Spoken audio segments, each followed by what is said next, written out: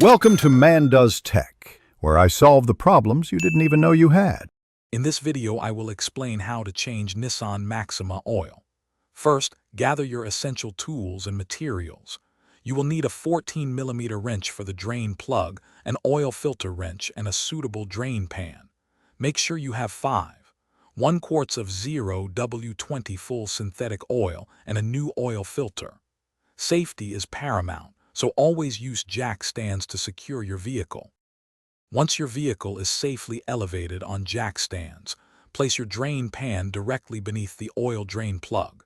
Using a 14mm wrench, carefully loosen and remove the drain plug.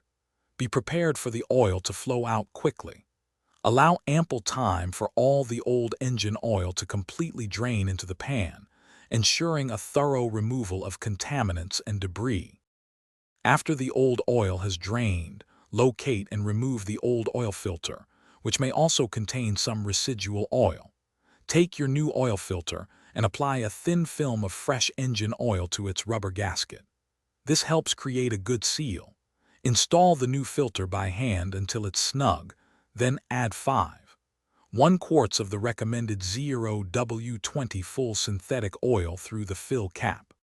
With the new oil added, reinstall the drain plug, tightening it to between 22 and 29 foot-pounds.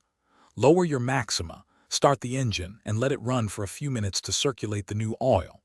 Turn off the engine, wait a few minutes, then check the oil level on the dipstick, adding more if needed. Also, remember to check the description for the Owala water bottle link and other great deals. Dispose of your used oil responsibly at a local recycling center. Thanks for watching. If you found this helpful, don't forget to like and subscribe.